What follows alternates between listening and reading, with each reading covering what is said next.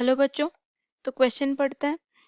According to the crystal field theory 5d orbitals of the octahedral complex split to give dash.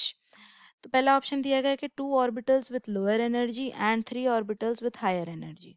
Second option में दिया गया है कि 3 orbitals with lower energy and 2 orbitals with higher energy. Third में दिया गया है कि 1 orbital with lower energy and 4 orbitals with higher energy. Fourth में दिया गया है 4 orbitals with lower energy and 1 orbital with higher energy. तो इस क्वेश्चन को समझने के लिए जो की कॉन्सेप्ट की हमको ज़रूरत है वो ये है कि पहले तो हमको पता ही रहना चाहिए कि जो 5d ऑर्बिटल्स हैं वो क्या है। d ऑर्बिटल्स वो क्या है? तो d ऑर्बिटल्स अगर देखें तो 5 क्या क्या होते हैं कि d x y, d y z, d z x, d x square minus y square और डी जेड स्क्वायर। इन पांचों में से ये जो तीन होते हैं d x y, d y z और डी जेड एक्स, ये क्या होते हैं? इन बिटवीन द एक्सेस होते हैं। इनका position in between the axes होता है। यानी कि अगर हम एक्स वाई जेड एक्सेस लेते हैं तो इनका पोजीशन जो होता है इन ऑर्बिटल्स का वो इन एक्सेस के बीच में होता है। लेकिन d x square y square और डी जेड स्क्वायर, इनका जो पोजीशन होता है ये क्या होता है? अलोंग दी एक्सेस होता है। Along the axes. अब अगर इनका पोजीशन समझ आ गया तो हम ये क्वेश्चन सॉल्व कर सकते हैं।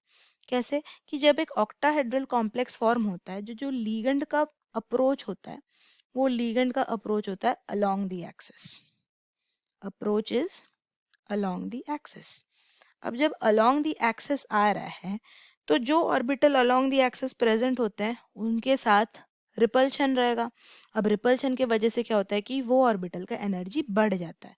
अब जैसे कि पहले तो ये 5 ऑर्बिटल्स ऐसे इस एनर्जी पोजीशन में रहते हैं।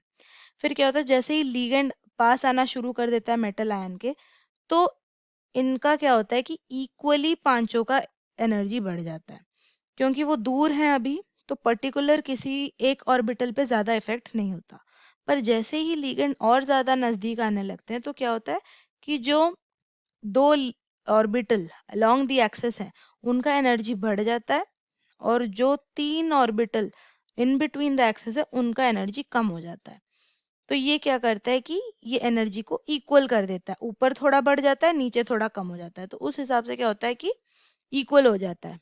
ओवरऑल एनर्जी 0 ही रहता है। तो ऊपर जो जाता है वो इन अलोंग द एक्सेस वाले ऑर्बिटल्स होते हैं। तो अलोंग द एक्सेस वाले दो ही हैं, d x square minus y square और डी जेड स्क्वायर। और जो कम होंगे वो बिटवीन द एक्सेस वाले हैं, यानी कि d x y, d y z और डी जेड एक्स। तो हम क्या कर सकते हैं कि जो 3 ऑर्बिटल होते हैं वो लोअर हो जाते हैं एनर्जी के, और जो 2 ऑर्बिटल होते हैं वो हायर एनर्जी के हो जाते हैं। तो इस हिसाब से हमारा कौन सा ऑप्शन सही हो जाता है, देखते हैं एक बार। कि 3 orbitals with lower energy and 2 orbitals with higher energy, यानी कि ऑप्शन 2 हमारा करेक्ट हो जाता है। I hope you understand the solution. Thank you.